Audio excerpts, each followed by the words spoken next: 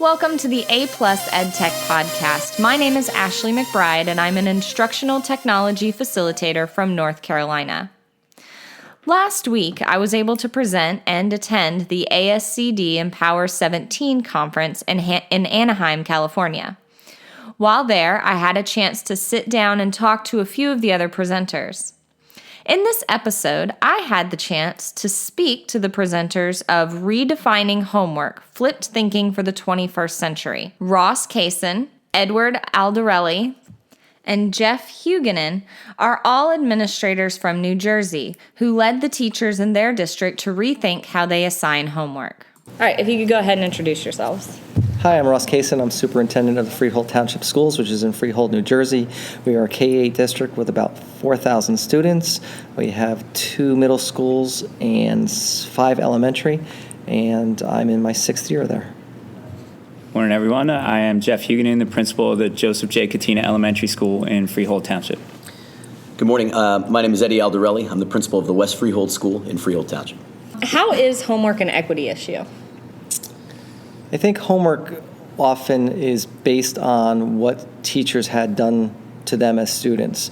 So often they assign things that require students to buy materials, to need support at home, to have some supervision, to have parents much involved, not only from a time standpoint, but also a purchasing standpoint. So often you have a situation where you have haves and have-nots, kids that have access to those means, access to parents that want to help, sometimes parents that actually do all of the work, where other kids go home and they just don't have that support.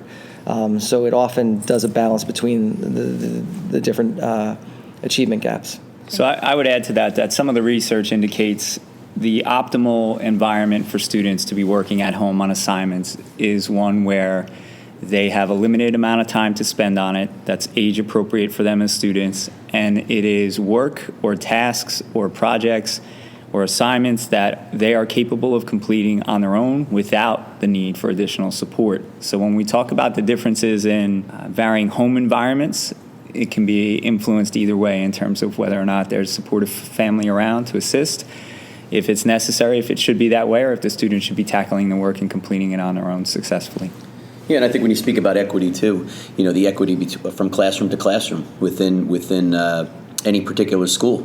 Some teachers' policies are completely different than other teachers' policies that are directly across the hall, and the students travel between those pieces. And without that continuity, I think it makes it difficult to have some meaningful homework assignments. I love your surgery comparison. Could you explain that comparison to the listeners? Sure. We really believe that our work as educators is on par with the medical profession.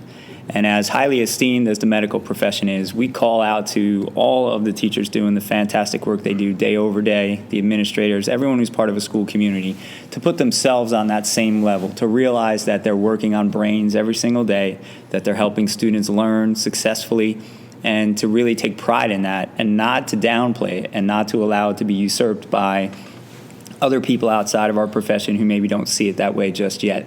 But it really sort of raises the caliber of everyone's perspective about the work that they do and calls them to take ownership and take pride in how we interact with our students and help them grow and learn successfully. Now, you guys are all administrators. We are.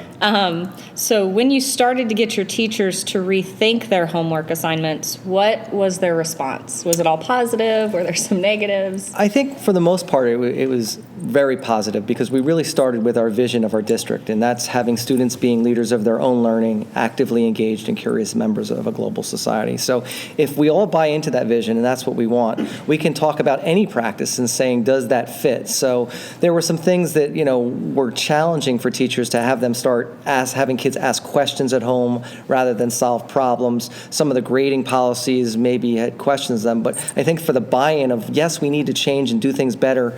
And again, Jeff talks a lot about the research, and it says the current research, the way homework is currently given, doesn't really impact learning.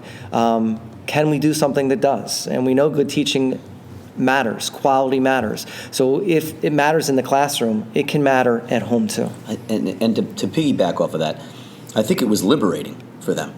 In other words, Ross talks in the beginning of his presentation that homework practices traditionally are based upon what was done to them. right? So almost out of obligation, teachers were assigning homework without a purpose and intent and without the opportunity to reflect on it for the next day. And I think that once we began to engage teachers in this discussion from a policy, a research-based, and practical implications practice, that it kind of made sense to them, and they were liberated in a sense that, that kind of the light bulb went on and said, oh, now this makes sense. It's matching what I do in the classroom. Yeah, so it was probably helpful that you showed them all the research before you kind of came down and said, hey, this is what you're going to do and this is how we're going to do it. Absolutely. Sure. We joke around, and we are so fortunate. We work with some remarkably talented teachers in our district, and we're proud of that and love that fact. And we joke around and say, the mindsets are typical across any school. There's 3 types of mindsets. There's those high readiness individuals who are ready to charge forward with information that makes sense. Then there is a second group that's kind of watching to see what they do, and if it makes sense, they'll follow along. And then we've got some who are kind of stuck in their mindset where they're saying, what are they doing and why are they doing that? And in our case, those 2/3 jumped right at it and kind of came along, like you said, because we explained it in a way that it made sense for our families that we care about. It made sense for our practice based on the research, and then we add in the resources that they need to be able to be successful with it through the technology that we have in our district. So all 3 of those approaches get us to where there's an excitement about moving forward with the work in the far majority. What does your technology look like in your district? Are you guys one-to-one? We are. We are 1-to-1. Probably much before 4th grade, the kids do not take the Chromebook district. Don't take them home with them. But after that, pretty much it is a 1-to-1, and the kids are taking them home. Okay. What common mistakes do teachers make when they're assigning homework? I think one of the biggest mistakes, and we really try to promote that during our presentations, are they don't think about the objective of the assignment. They just assign it because they think they're supposed to assign it. So I think once you start really thinking about the objective like you do in your classroom, the reason why we want somebody to complete this, right away it starts to elevate what is being done at home because they see the connection between that and something else. Yeah, I agree. I think that oftentimes they're following, what they believe to be a process, whether that's looking at the teacher's manual and saying, oh, I just taught this math lesson. It says to give this worksheet tonight. I think that those are common mistakes in that not every student needs to practice the exact same piece for homework. So they need to think about it in terms of what's in the best interest of that particular student. And that's when we talk a lot about the personalization of homework and the relevancy behind it, in that if a student's mastered the concept and has demonstrated that in your class, it's probably not something he has to practice or she has to practice that evening. That's a good point. I have a kindergartner, and he's on 1st or 2nd grade math. He keeps getting kindergarten worksheets, and he has to do the worksheet for the class, and then I end up printing something off online to give him. So they need to be more, and that's what we talk about. What would you do in your classroom if that was the case? Well, you would probably dive deeper into that standard, right? Maybe have that student explain it to another student, or develop some type of interest-based project around that standard or skill, so that they can demonstrate their understanding in a higher cognitive manner. So what should a student homework load look like? Well, Ross does a great job because he points out that our profession typically has not addressed this topic in teacher preparation. So when we ask in a room full of attendees, who's ever attended a class in their undergraduate training related to homework, who's gone to a professional development session by their district or anywhere about homework, it doesn't exist at this point.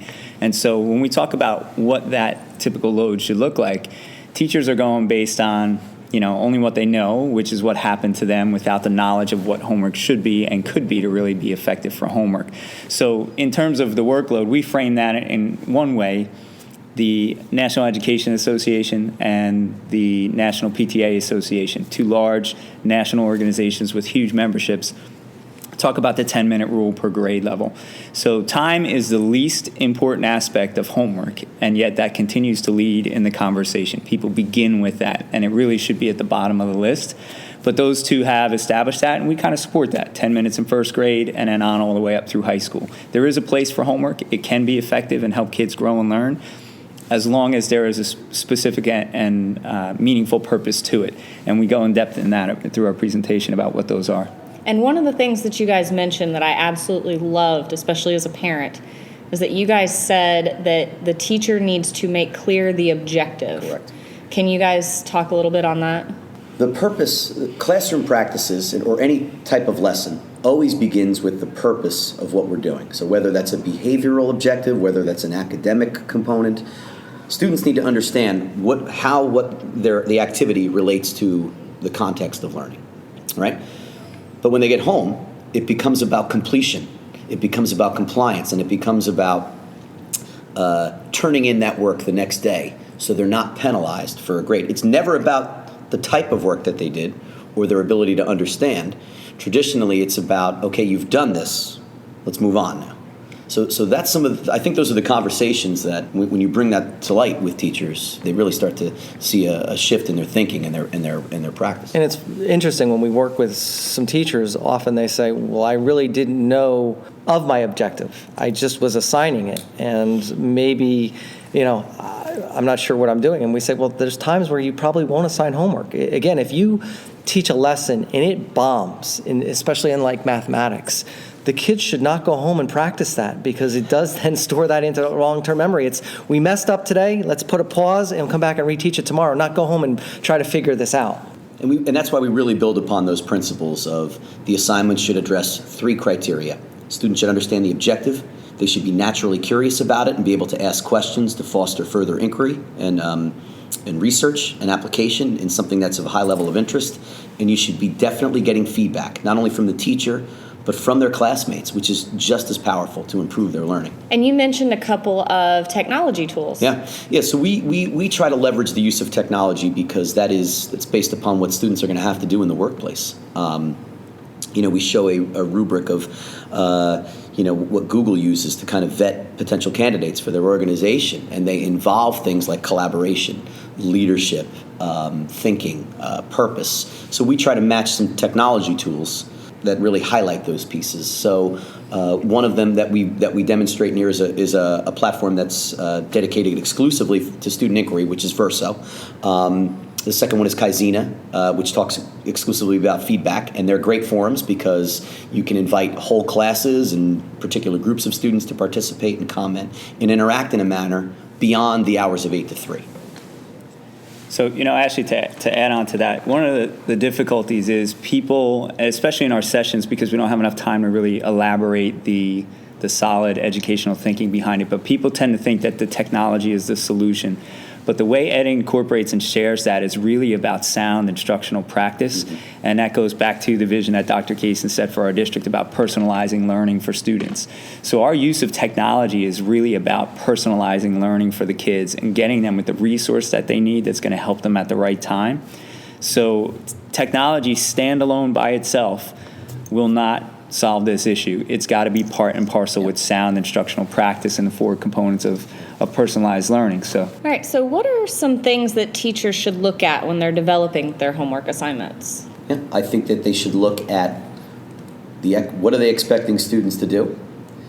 Does it fit into the context of the 3 categories that we discussed? The amount of time that it's going to take each student to complete that task? And if they can provide them with some feedback to improve their learning. And speaking of time, you suggested they do something where they time themselves at home. Can you talk about that? One of the struggles that we all know to have existed over time are those battles, if you will, around the dining room table where parents are thinking they're doing their best to help their child complete their homework, and their child is struggling, and it's going on indefinitely. So we talk about the value for a teacher in establishing time limits. So the example we walk through is one where we say, if you were to frame your assignment differently and say, tonight, complete as much as you can within 15 minutes. At the end of that time period, draw a line under it and send it back to me, or submit it electronically if that's the platform you've assigned it in. And the teacher is the one who's going to benefit the most from that, actually, because they get different types of information. They can see how many did this student get correct, how many were they able to complete in that time, how many were incorrect, and it can be useful in the formation of small groups for the next lesson the next day. So it's less about the student in that example, and it's more about the information the teacher is getting. And then it is a big part of that family dynamic. By establishing a time limit, you sort of dictate how long that family is going to be involved with homework over the course of the night. And we found great success with that. It takes it off the table for parents, takes it off the table jokingly about how much time they're going to spend on homework because the teacher is defining it for them. And I think the last thing you want is a student that is struggling on hours to try to get something done that he or she doesn't understand.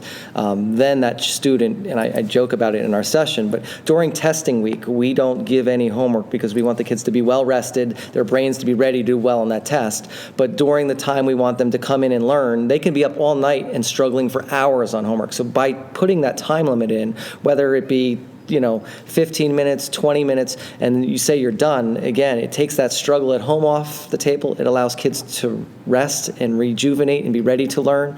And it also, as Jeff said, it really gives the teacher valuable data that it takes this student this long to get this done and another student, half the amount of time.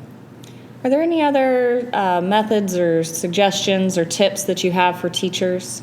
I think the overall message is that our classroom practices have come so far in just the last few years, and our homework practices probably haven't changed in the last 50.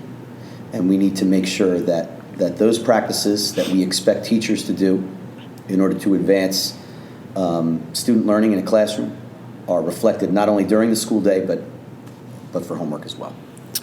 And I also think that, again, we're not asking teachers to work harder or smarter. So a lot of times the teachers create something that creates time to make for kids to go do at home. A perfect home learning assignment is think about our class today and write down 2 things that you learned. Write down 1 question that you still have and rate yourself as a learner, 1, 2, 3, 4, 5 of your understanding of this. That takes information, it changes it into the channels of working memory to long-term memory. So it helps prime the brain, but it also then gives the teacher so much feedback rather than creating a worksheet or a ditto that was either too easy or too hard for every student. We're all about helping kids grow and learn, and right now, based on our awareness from all things considered, this is not a tool that's being utilized effectively right now. There's great potential for it, and we're trying to introduce a new pathway for people, a new way to think about this and consider this for, generally speaking, the good of the students so that they'll grow and learn more effectively and beyond the hours of the time that they see us in the school day. I would like to thank all 3 of these administrators for taking the time to speak with me at the conference. You can find Mr. Kasun, Mr. Aldarelli, and Mr. Huguenin's Twitter handles in the show notes at aplusedtech.com. From my website, you can also sign up to receive the A Plus EdTech newsletter or fill out the pre-show form to volunteer to share your expertise on the show. We want to learn from you too.